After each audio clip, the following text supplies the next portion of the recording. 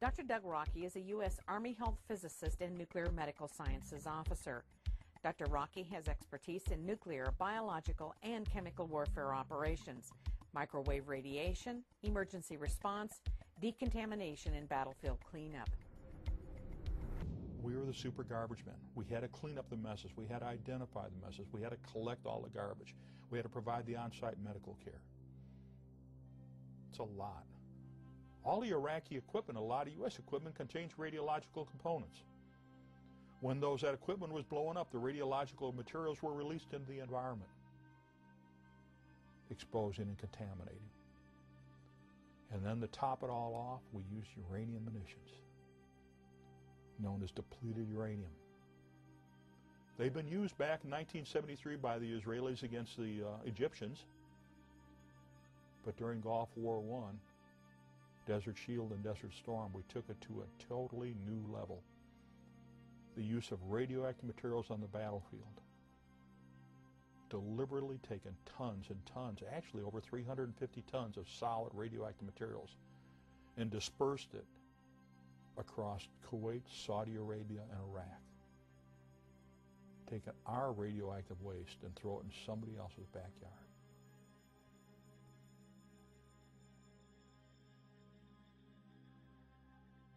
This is an aluminum model of one DU tank round.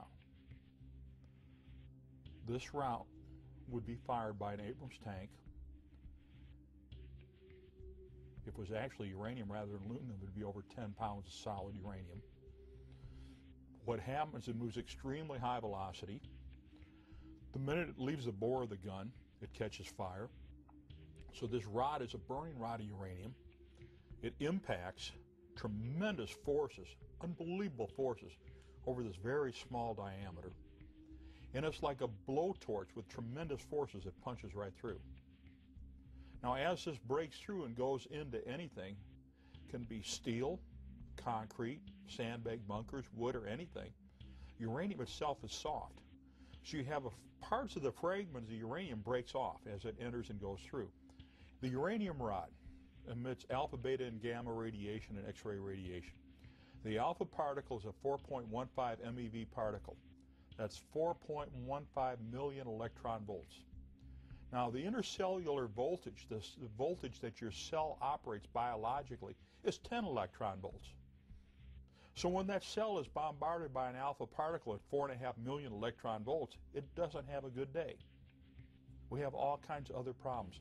We have the beta particle and the gamma rays, the X-rays. Now, we've actually measured the ionizing radiation emissions from a DU rod within, say, 4 to 6 inches at over 300 millirems per hour.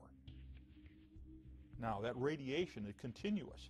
So you get a fragment of DU into your body that's emitting at over 300 millirems per hour. Or if you're holding the rod in your hand, it's over 300 millirems per hour. And if you got the fragment, then you got the alpha particle in there, which is an extremely hot particle, 4.15 MeV. And we're looking at what we measured over 10,000 counts per minute, 10,000 disintegrations per minute, 10,000 alpha particles per minute.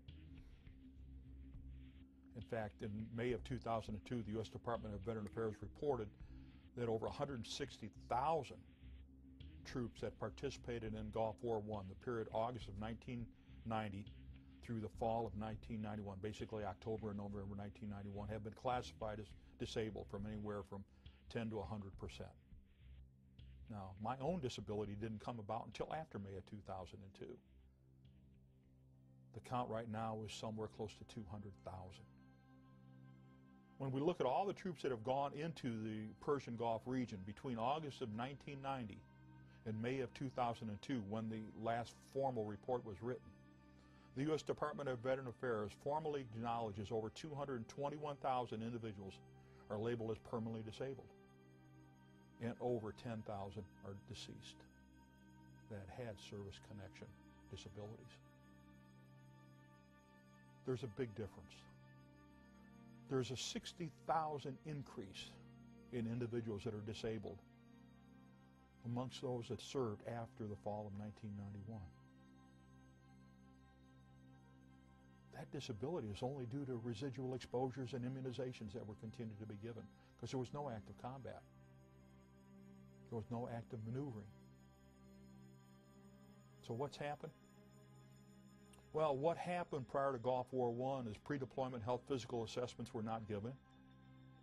And at the completion of Gulf War I, post-deployment health physical assessments were not given, even though we specifically requested it. In my own case, when I came back to get released after completing special projects, I said I was exposed to these. We need to do these tests. And they refused to do them. I've been a staff scientist at 2 nuclear weapons laboratories, 5 years at the Lawrence Berkeley Lab, where the Manhattan Project started, and 2 years at the Lawrence Livermore Lab. Lorraine Murray is an independent scientist who specializes in radiation issues. Her degrees include BS in geology, master's degree in Near Eastern Studies, and has pursued doctoral studies in geosciences at the University of California, Davis. For the past 5 years, my research is focused on the damaging effects of low-level radiation. The history of depleted uranium goes back to a 1943 declassified memo known as the Groves Memorandum. In this memo, depleted uranium is recommended for development as a poison gas warfare weapon. According to the United Nations Human Rights Commission, which has declared depleted uranium illegal, approximately 17 countries have purchased depleted uranium weaponry from the United States government. In December of 1992, the director of the United States Army Environmental Policy Institute was ordered to figure out ways to reduce the toxicity of uranium munitions by Assistant Secretary of the Army Walker. In 1995, the director of AEPI told the Secretary of the Army, we can't reduce the toxicity. It's not possible. The United States Army Common Task Training states very specifically uranium contamination will make food and water unusable. And yet we use it in combat all over the place. That's why the United Nations Subcommission on Human Rights had ruled that uranium munitions were an illegal weapon, because they're indiscriminate. They can't be cleaned up, and they last for eternity. The amount of depleted uranium used in the first Gulf War in 1991 is approximately 340 tons, and this was admitted by the U.S. government. In Yugoslavia, Lord Robertson, who was the head of NATO in 1998, admitted in the public media that the United States had used depleted uranium warheads in every missile used in that invasion. It's estimated that at least 1,000 tons of depleted uranium was used in Afghanistan in 2001, and approximately 2,400 tons were used in Iraq in 2003. The United Nations Subcommission on Human Rights, because of the fact that uranium contamination makes food and water unusable, has a permanent effect and can't be cleaned up, and affects not only combatants but non-combatants. It's been ruled an illegal weapon. It was years ago. That's common sense. We all know that the United States falsely accused Iraq of possessing weapons of mass destruction in 2003. In fact, the United States invaded Iraq and used weapons of mass destruction against the Iraqis. Depleted uranium has a half-life of 4.5 billion years. If we had a pound of depleted uranium now, in 4.5 billion years, there would only be half a pound left. This means that the Middle East and Central Asia and Yugoslavia are contaminated forever.